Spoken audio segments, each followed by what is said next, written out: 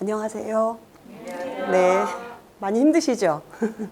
네, 저는 영양학과 한의학 이론을 기반으로 올바른 식습관 개선을 통한 예방식과 치유식을 강의하고 있는 정담이 자연요리 대표 김정화입니다. 저는 오늘 여러분들과 함께 내 밥상에 사계절을 그려야 하는 이유, 즉 왜 제철 음식을 먹어야 하는지에 대해 다 같이 생각해보고 꼭 실천했음 하는 바람으로 연사로 참여하게 되었습니다. 최근 의학 패러다임의 변화를 보면 20세기 의학은 얼마나 오래 사는가에 관심을 두고 질병 치료에 집중을 했다면 21세기 의학은 어떻게 오래 사는가에 관심을 두고 질병의 예방관리에 집중을 하고 있습니다. 여러분들은 해마다 국가 종합검진 받고 계신가요? 네. 그럼 여러분들은 왜 주기적으로 종합검진을 받고 계시나요? 건강하려고. 예. 예를 들어서 우리가 종합검진에서 당뇨 전 단계란 진단을 받았다고 가정을 해볼 때 병원에서는 여러분들께 어떤 것을 해주나요? 혹시 여러분들은 약물에 의존하지 않고 스스로 생활 습관을 개선해 보려 했을 때 어떤 점이 가장 난감하셨나요? 최근 여러분들이 이유 없이 혹시 피곤하고 지쳐서 눕고 싶거나 이렇던 상황들이 혹시 있으신가요? 오늘 제 컨셉 어때요? 오늘 조금 제가 메이크업에 힘을 좀 주고 왔거든요. 그 이유는 제가 어제 전라도에서 그 음식 전시회가 있었어요. 그래서 어제 밤새 한잠도 못 자고 음식을 밤새 만들고 오늘 새벽부터 해서 또 이렇게 DP를 조금 하고 급하게 또 오늘 이제 SRT 타고 지금 올라왔거든요.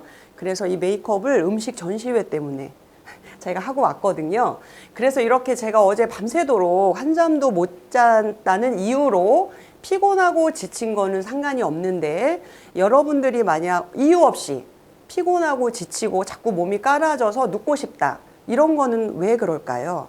그런 거는 환경 오염이 심각해지고 점차 그 심신의 균형이 깨지면서 미병인 상태라는 그 상태에 이르게 되는데요. 혹시 여러분들 미병인이라는 말 혹시 들어보셨나요? 안 들어보셨어요? 자, 우리가 건강인, 미병인, 병인 이렇게 나눠볼 수 있거든요. 그러면 여러분들이 예를 들어서 중간 단계의 미병인 상태라는 것은 현재는 병이 없지만 언젠가는 앞으로는 병으로 진전될 수 있다는 의미를 내포하고 있거든요. 그래서 우리가 이유 없이 피곤하고 지치다 이럴 때 그 미병인 상태에서 여러분들이 생활습관 교정이라든지 내가 건강관리를 어떻게 하냐에 따라서 건강인이 될 수도 있고 병인이 될 수 있다는 그런 미병인의 그 의미를 내포를 하고 있습니다. 이해되세요? 자, 우리가 주변에서 만성 질환이라든지 대사성 질환을 앓고 있는 분들을 어렵지 않게 볼 수 있거든요. 요즘에 그 건강 프로에서도 많이 나오는데 대사성 질환이라고 하면 고혈압, 고혈당, 또 고지혈, 그다음에 복부 비만 이런 거 중에서 3가지 이상을 내가 가지고 있다. 그러면 저희가 대사성 질환자라고 표현을 하거든요. 근데 이런 것들은 저희가 공기나 수질이나 토양, 식품 오염에 의한 환경 요인이라든지 또는 스트레스, 운동, 수면, 음식 등의 생활 요인에 의해서 여러분들이 어떤 그 현대의학으로는 해결될 수 없는 부분이 이렇게 점차 더 많아졌기 때문에 저희가 만성질환이나 이런 대사성 질환자들이 저희 주변에 이렇게 흔하게 볼 수 있는 이유가 되거든요. 이해되세요? 그래서 우리가 그 유전같이 이렇게 그 생물학적 요인은 어쩔 수 없다 하지만 매일 우리가 삼시세끼를 먹는 식사 관리라든지 스트레스 관리 이런 것들의 생활 습관을 개선을 해서 질병 예방에 조금 더 집중을 해보면 어떨까. 그래서 오늘 이 시간은 여러분들과 함께 그런 거를 조금 생각해 봤음 하는 의미가 굉장히 큽니다. 예를 들어서 제가 이제 자연 요리 그 강의를 하고 있는데 상담 사례를 조금 말씀을 드려볼게요. 전화가 자주 와요. 선생님, 저희 엄마가 또는 어머님이, 아버님이 폐암 사기라는데, 위암 사기라는데 어떤 음식을 해드려야 될까요? 이런 전화를 저는 참 자주 받거든요. 그럴 때마다 저는 그럼 부모님이 원하시는, 좋아하는 음식을 해다 드리세요. 이런 말밖에 할 수가 없어요. 또는 20, 30대의 젊은 나이에도 불구하고 고도 비만으로 인해서 합병증으로 시달리다가 저한테 상담을 하러 오시는 분들이거나 또는 그 자가 면역 질환인 류머티스 약을 장기간 복용하셔서 합병증이 심하신 분들이 또 자주 오시거든요.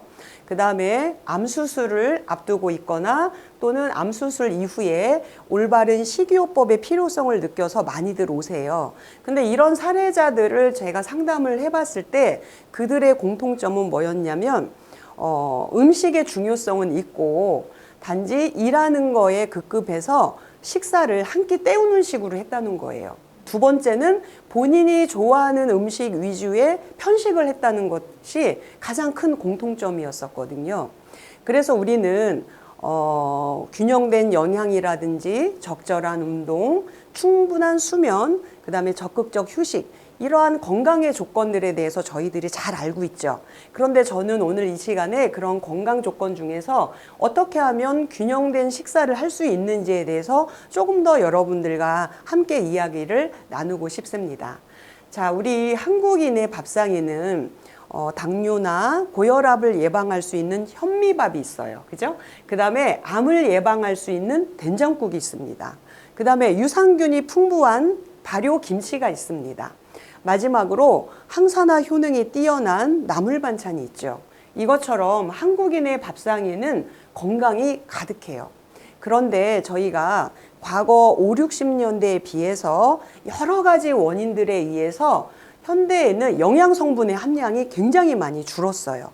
그나마 우리가 제철 식재료를 찾아서 음식을 해 먹을 때 나의 면역력을 유지시킬 수 있는 가장 큰 도움이 될 수 있다는 얘기입니다. 여기서 제가 여러분들께 꼭 한 가지 팁을 드리고 싶은데 한국 음식에서 양념으로 가장 많이 쓰이는 게 뭐죠? 고춧가루? 그거 고춧가루도 많이 쓰지만 저희가 마늘도 많이 써요. 양념으로. 그죠? 자, 그러면 대부분의 주부들은 마늘을 어떻게 하고 쓰세요? 한꺼번에 찧어서 냉동실에 여기 보관해 놓고 쓰죠. 근데 저희가 학교에서 논문 실험이나 이렇게 항암활성 마늘 성분에 대해서 이렇게 비교 분석을 해보잖아요. 하루 전에 찐 거하고 방금 찐 거하고 항암활성의 차이는 하늘과 땅이에요. 그래서 여러분들이 조금 더 조리 습관을 쉽게 하기 위해서 한꺼번에 쪄서 이렇게 냉동을 해놓고 드시기보다는 귀찮더라도 음식을 할 때마다 두세 알 그때그때 쪄서 이렇게 음식을 해 드시면 음식 맛도 훨씬 좋고 항암 활성이 굉장히 높아져요. 그래서 이제 그런 거 조금 염두를 하셨으면 좋겠고요. 그 다음에 아까 제가 그 암을 예방하는 된장국이 있다고 했잖아요. 여러분들 된장국 좋아하세요? 된장국에 주로 어떤 거 넣어서 많이 해 드세요? 두부, 호박 일반적이죠. 그런데 여러분들이 제가 아까 서두에서 이 밥상에서 사계절을 느껴야 된다고 했잖아요. 그러면 요즘 같은 가을에는 된장국의 주재료가 뭐가 돼야 될까요? 가을에는 뿌리 채소를 꼭 드셔야 돼요. 그래서 된장국에 들어가는 주재료는 감자라든지 마라든지 연근이라든지 그런 것들이 주가 돼야 되고요. 그 다음에 겨울에는 저희가 주로 그 실내 생활을 하죠. 그러면 저희가 비타민 D가 결핍이 될 수 있어요. 뼈 건강에 좋지 않겠죠? 그럴 경우에 겨울 같은 경우에는 그래서 된장에 들어가는 주재료로 비타민 D가 많은 햇볕에 잘 말린 시래기, 무말랭이, 그죠? 그 다음에 해조류 이런 것들을 섭취를 하셔야지만 요즘같이 바깥에서 그 자외선을 많이 쬐을 때는 비타민 D가 결핍되지 않지만 겨울 같은 경우에는 그렇게 먹는 음식으로 나의 몸에 부족한 영양분을 올려줘야 되는 그런 필요성이 있어요. 자, 그래서 된장국은 그렇게 드셨으면 좋겠고요. 그 다음은 우리나라 대표 발효 음식이죠. 김치예요. 김치. 김치 좋아하세요? 자, 우리나라에는 김치 종류가 몇 가지가 있을까요? 예, 많아요. 250여 가지가 넘어요. 그 얘기는 뭐냐면 모든 식재료로 김치를 다 만들 수 있다는 얘기거든요. 자, 그러면 우리가 여름에는 대표적으로 우리가 열무김치, 뭐 배추김치 많이 먹잖아요. 근데 여름에는 걔네가 맛이 없잖아요. 그래서 우리가 여름에는 제철 식재료 어떤 김치를 드세요? 노각이 뭔지 아세요? 노각? 늙은 오이, 노각김치를 드신다던가, 그 다음에 고구마 순 김치가 저희가 8월에 또 대표적인 식재료거든요. 고구마 순 김치를 드신다거나 또는 청경채 김치도 굉장히 맛있거든요. 그런 거를 드신다거나. 그래서 제철에 맞는 식재료를 먹어야지 우리의 면역력을 계속 높여줄 수가 있거든요. 그 다음에 가을에는 그럼 어떤 김치를 해 먹어야 될까요? 요즘에 이제 조금씩 무나 배추가 맛있어지죠. 근데 그거보다도 더 가을에서 겨울로 넘어갈 때 모든 식물들은 영양소를 뿌리로 자꾸 저장을 해요. 그래서 가을에 저희가 주로 먹어야 될 김치는 뿌리 채소거든요. 대표적인 게 도라지 김치, 더덕김치, 또 연근김치 이런 거 드셔보셨어요? 그래서 가을에는 이렇게 영양소가 제일 많은 거를 저희가 먹어야 이제 면역력이 올라가거든요. 그런데 저희가 이제 자연요리에 오시는 이 수강생들 분들하고 이렇게 얘기를 해보면, 선생님 저희 집에는 먹을 사람이 없어요. 재료비보다 나가는 게 더 많아요. 막 이래서 첨가제가 들어있는 김치, 시판김치를 사서 드시는 경우가 굉장히 많거든요. 그런데 처음이 힘들어서 그렇지 두세 번 자꾸 김치를 담아 먹다 보면 첫 번째 좋은 게 첨가제가 없어서 내분비계의 교란도 시키지 않고요. 두 번째는 한두 번 담아 먹다 보면 번거로운 거를 못 느끼고 그게 습관이 될 수 있어요. 그래서 한 주먹을 쪼물쪼물해서 먹더라도 자꾸 쉽게 이렇게 사 먹어 버릇하면 나중에 병원 신세를 질 수밖에 없어요. 그래서 우리 집은 식구가 없어서 뭐 재료비가 오히려 사 먹는 게 더 싸서 이런 핑계보다는 내가 앞으로 오래 살기 위해서 병원 신세를 안 지려면 귀찮은 거를 자꾸 잊어버리시고 자꾸 내가 이렇게 해 먹어야겠다 이런 생각을 조금 앞으로 가지셨으면 좋겠습니다.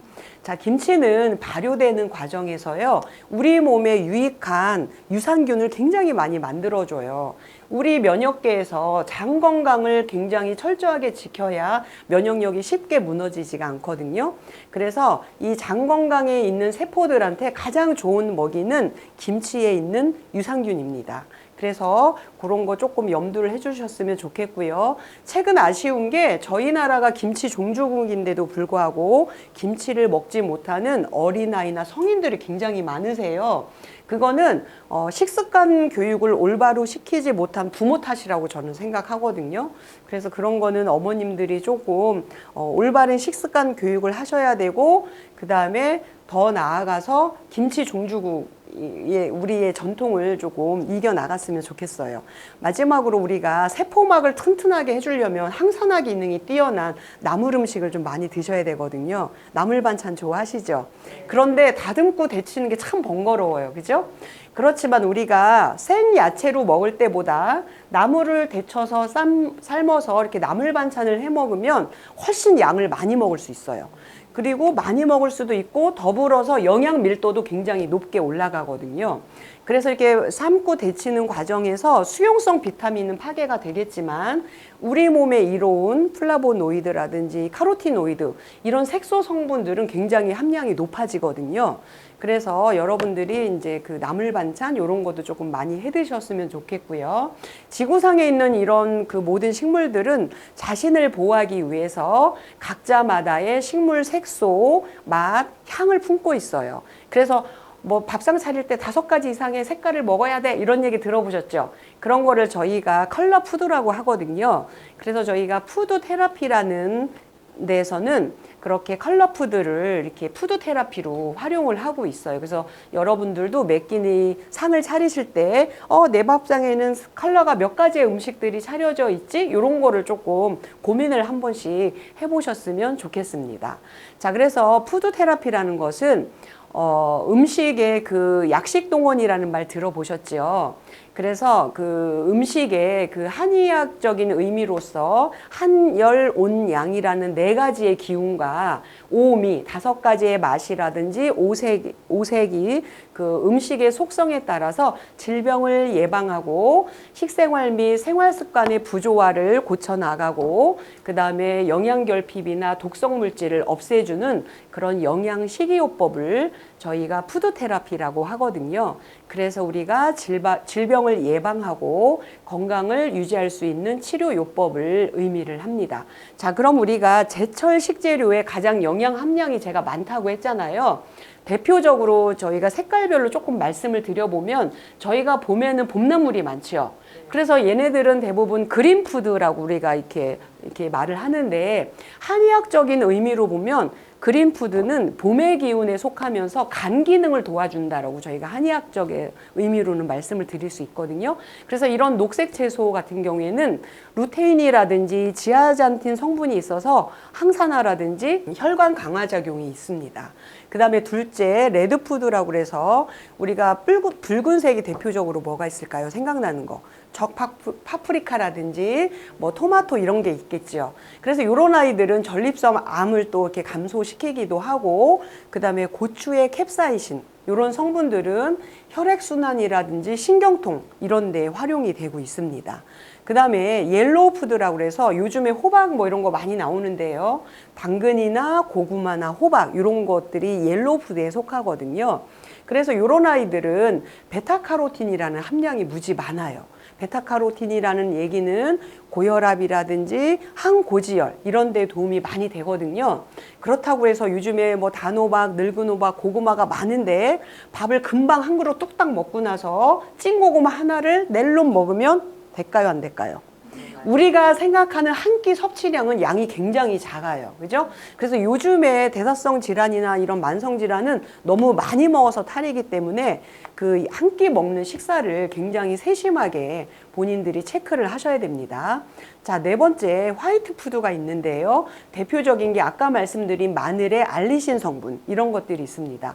그래서 항암 예방에도 좋고 총 콜레스테롤이라든지 혈압 감소 이런 거에 좋고요. 그 다음에 또 화이트 푸드 중에서 저희가 대표적인 게 그 양파의 퀘르세틴 이런 거 들어보셨나요? 이런 것들도 저희가 혈관을 깨끗하게 한다든지 골다공증 예방 이런 데도 좋아요. 특히 여러분들이 채소나 육수를 내실 때 양파의 겉껍질까지 껍질에 영양이 퀘르세틴이 많기 때문에 그렇게 껍질 채로 드셔버릇 하는 거는 굉장히 중요합니다. 마지막으로 우리 여성들이 갱년기가 오면 불면증에 시달리잖아요. 불면증에 도움이 되는 아이들이 뭐가 있을까요? 블랙푸드가 있어요. 블랙푸드 그러면 검은색을 딱 생각을 하시면 되는데요. 겨울에 주로 많이 나와요. 해조류. 김, 미역, 다시마, 톳, 모자밥 뭐 이런 아이들이 있거든요. 이런 아이들은요, 그 수면을 유도하는 호르몬이 많이 나오는데 대표적인 게 멜라토닌이라는 아이들이 활성화가 많이 되거든요. 그래서 이런 것들을 많이 겨울에 드시게 되면 불면증에도 도움이 아주 많이 됩니다. 마지막으로 제6의 컬러라고 알려져 있는 퍼플푸드, 보라색입니다. 보라색 하면 어떤 음식이 떠오르세요? 네, 가지도 있고, 그 다음에 우리가 이제 그 블루베리 뭐 이런 것도 있죠. 그래서 이런 퍼플푸드 같은 경우에는 이제 안토시아니딘이라는 그 성분이 많아서 우울증 감소, 그 다음에 동맥경화 이런 거에 굉장히 도움을 많이 받을 수 있습니다. 자, 우리 인체는 우주와 같아요. 우리 몸은 환경의 변화에서 적응해 가거든요. 소우주와 같아서 우리 인체는 자연의 변화에 맞춰서 먹는 음식을 조절을 분명히 해줘야 됩니다. 그래서 우리 체온은 항상 일정하게 유지를 하고 있죠. 그래서 우리 그 인체 내의 세포는 70조 개 이상이 되는데요. 우리 세포가 필요로 하는 영양물질은 다 다릅니다. 그렇기 때문에 제철에 나오는 식재료를 골고루 적당하게 균형 있게 섭취해야지만 면역력 짱짱한 우리 몸을 유지할 수가 있습니다. 자, 동서양을 막론하고 약으로도 못 고치는 병은 어때요? 음식으로도 못 고치는 병은 약으로도 못 고친다는 말이 있죠. 자, 그래서 내가 먹는 음식이 바로 내 몸임을 기억하면서 오늘 이만 전해드리고 싶은 말씀은 마무리를 할까 합니다. 자, 들어주셔서 감사합니다.